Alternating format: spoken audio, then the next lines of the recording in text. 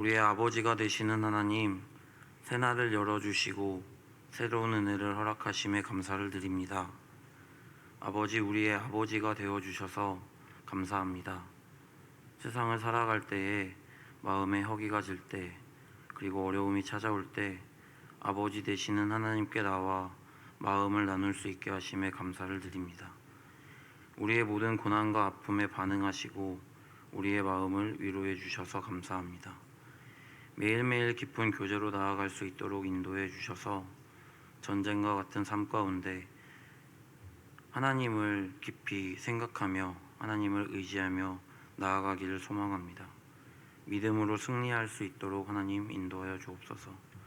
우리와 언제나 함께 하시는 예수님의 이름으로 기도드립니다. 오늘 우리에게 주시는 하나님의 말씀은 예레미야 45장 1절부터 46장 12절까지의 말씀입니다. 예레미야 45장 1절부터 46장 12절까지의 말씀, 저와 교대로 교독하시겠습니다.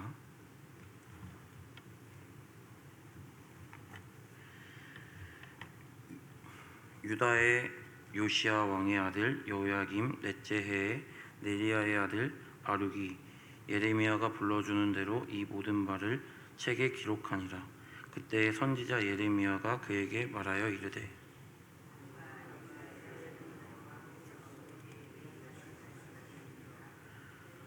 내가 일찍이 말하기를 화로다. 여호와께서 나의 고통에 슬픔을 더하셨으니 나는 나의 탄식으로 피곤하여 평안을 찾지 못하도다.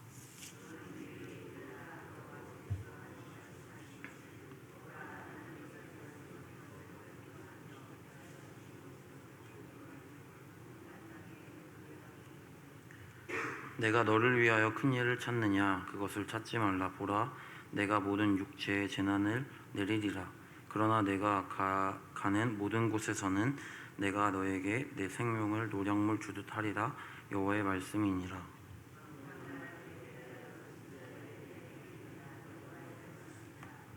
애굽에 관한 것이라.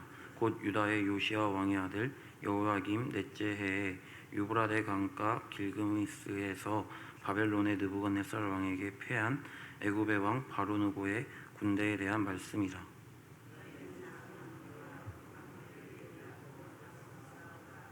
너희 기병이여 말에 안장을 지어 타며 투구를 쓰며 나서며 창을 갈며 갑옷을 입으라.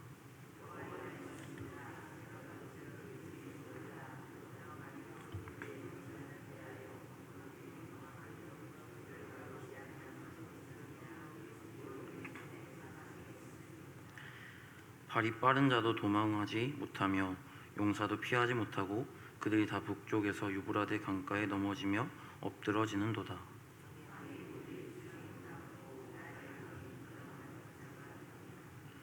애굽은 나일강이 불어남 같고 강물이 출렁임 같도다. 그가 이르되 내가 일어나 땅을 덮어 성읍들과 그 주민을 멸할 것이라.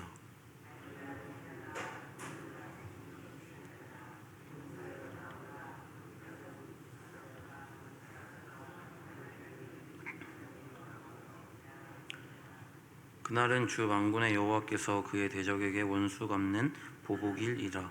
칼이 배부르게 삼키며 그들의 피를 넘치도록 마시리니 주 만군의 여호와께서 북쪽 유브라데 강가에서 희생 제물을 받으실 것이미로다.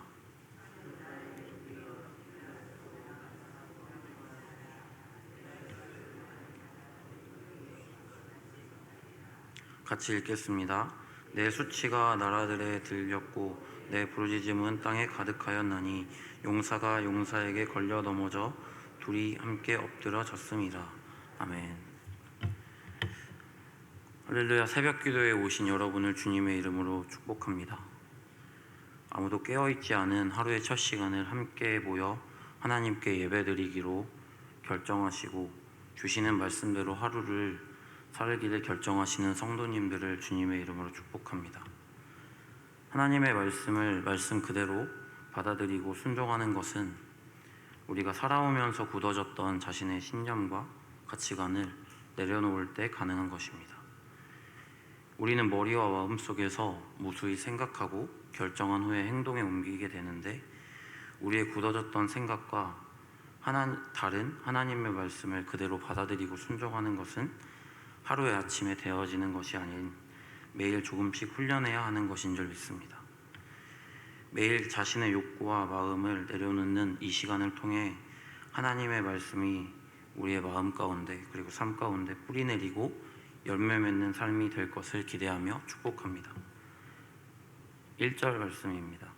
유다의 요시야 왕의 아들 여호야김 넷째 해에 네리야의 아들 바룩이 예레미야가 불러주는 대로 이 모든 말을 책에 기록하니라. 그때 선지자 예레미야가 그에게 말하여 이르되. 오늘 본문은 다시 여호야김 왕 4년으로 거슬러 올라갑니다. 예레미야서는 시간의 흐름으로 쓰여진 책이 아니라 주제별로 기록되었기 때문에 44장까지 유다의 멸망과 남은 자들의 애굽으로 피신한 것을 마치고 45장은 다시 여호야김 왕 4년으로 거슬러 올라갑니다. 네리야의 아들 바룩이 예레미야가 불러주는 대로 이 모든 말을 책에 기록하니라. 바룩은 예레미야의 친구이자 동료로 그리고 서기관으로 그를 도와 평생토록 살았습니다. 좋은 가문에서 태어난 그는 교육도 많이 받았고 출세할 것도 내려놓고 예레미야의 사역을 돕는 자로 평생을 살아갑니다. 바룩은 굉장히 충성되고 겸손한 사람이었습니다. 예레미야가 불러주는 대로 모든 말을 책에 기록합니다. 교육을 많이 받았기 때문에 예레미야가 불러주는 말에 있어서 자신의 생각이나 해석을 담을 수도 있는데 그것들을 하지 않고 그 말씀 그대로를 기록합니다. 우리는 하나님의 말씀을 들을 때 그리고 그 말씀에 순종하기를 결정할 때 바룩과 같은 태도를 가져야 합니다.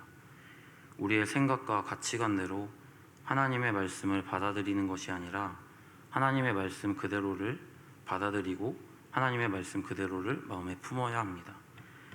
우리의 생각과 우리의 가치관으로 가감해서 하나님의 말씀을 선택하고 받아들이는 것은 엄청난 오류를 갖게 됩니다.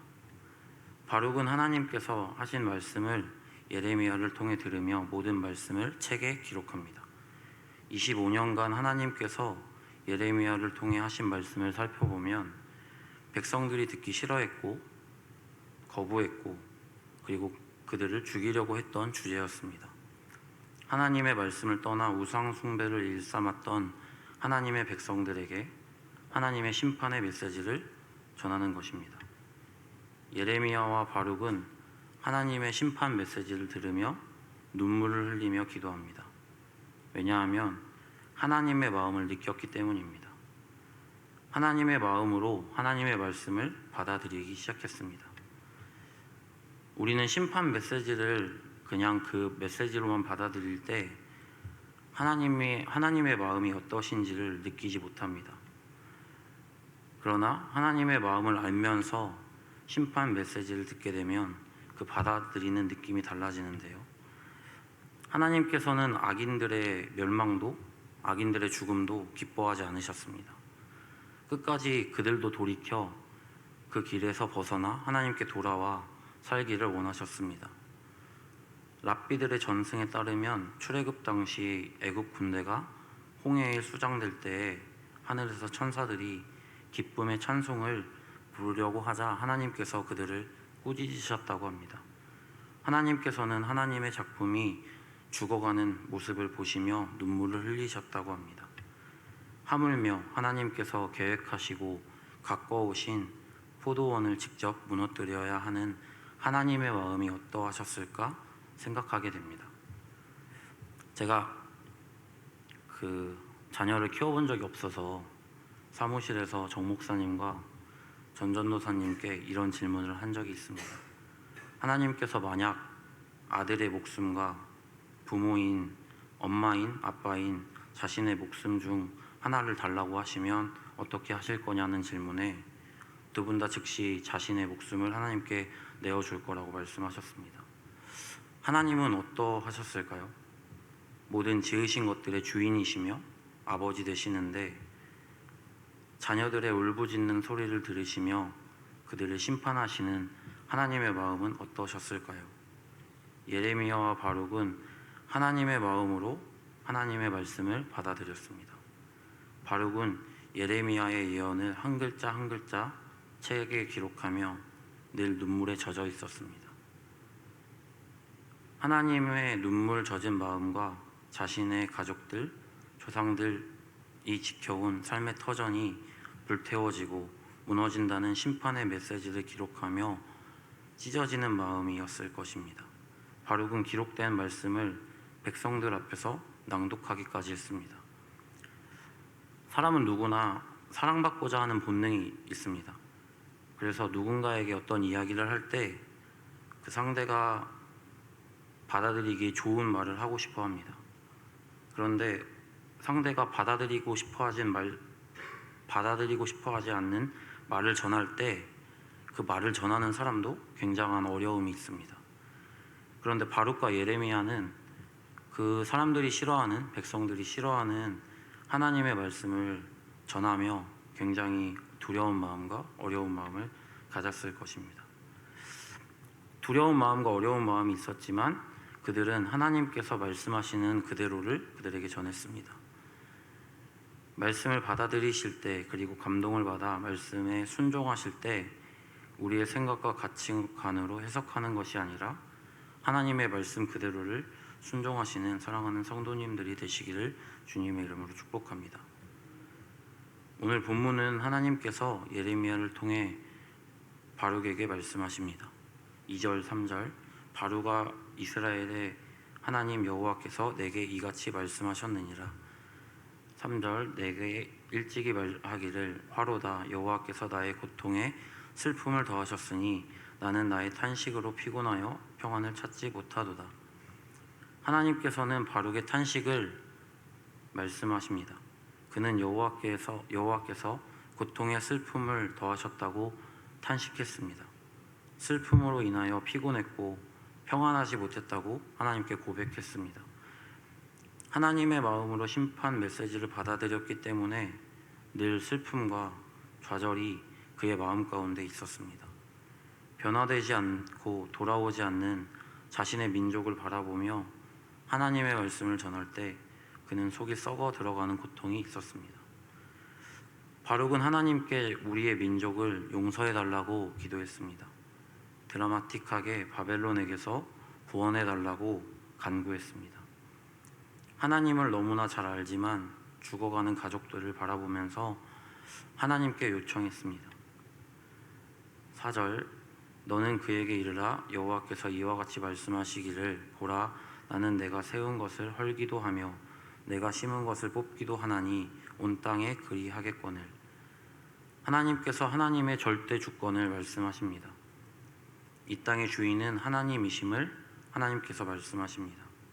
하나님께서는 자신이 세운 것을 헐기도 하고 심은 것을 뽑기도 하신다고 말씀하십니다.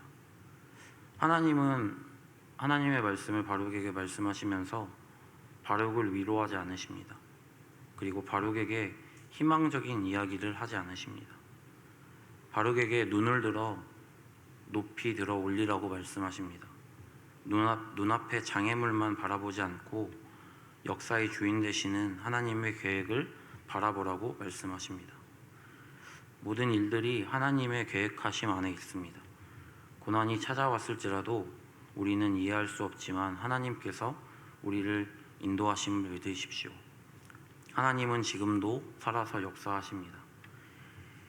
우리의 인생의 해답은 굉장히 간단합니다. 삶의 주관자 되시고 모든 계획을 이루시는 하나님을 신뢰하고 하나님께만 붙어 있으면 됩니다. 요한복음 15장 5절 말씀에 나는 포도나무요 너희는 가지라 그가 내 안에 내가 그 안에 거하면 사람이 열매를 많이 맺나니 나를 떠나서는 너희가 아무것도 할 수 없습니다. 우리는 가지라고 말씀하십니다. 포도나무인 하나님께 떨어지지 않고 붙어 있기만 하면 열매를 많이 맺는다고 말씀하십니다. 하나님께 붙어 있는 것이 인생의 해답이고 가장 행복한 삶을 누릴 수 있는 방법입니다. 5절 내가 너를 위하여 큰 일을 찾느냐 그것을 찾지 말라. 보라 내가 모든 육체에 재난을 내리리라. 그러나 내가 가는 모든 곳에서는 내가 너에게 내 생명을 노량물 주듯 하리라. 여호와의 말씀이니라. 하나님께서 바룩에게 약간의 책망을 하십니다. 바룩이 자신을 위해서 큰 일을 찾았던 것을 기억하시고 그것을 찾지 말라고 말씀하십니다. 바룩이 찾았던 것은 하나님의 계획하심과는 반대되었던 드라마틱한 자신 민족의 구원이었습니다. 그리고 약간의 정치적인 출세를 꿈꿨습니다. 그런데 하나님께서 그것을 마음에 품지 말라고 말씀하십니다. 우리가 삶을 살아가며 우리의 생각과 목표를 가져선 안 됩니다. 하나님께서 우리에게 주신 목표와 비전을 찾아야 합니다. 그리고 그것을 마음에 품어야 합니다. 하나님의 뜻대로 살기를 결정할 때 우리의 뜻대로 우리를 위해서 큰 일을 찾지 말 것을 우리에게 말씀하시는 것입니다.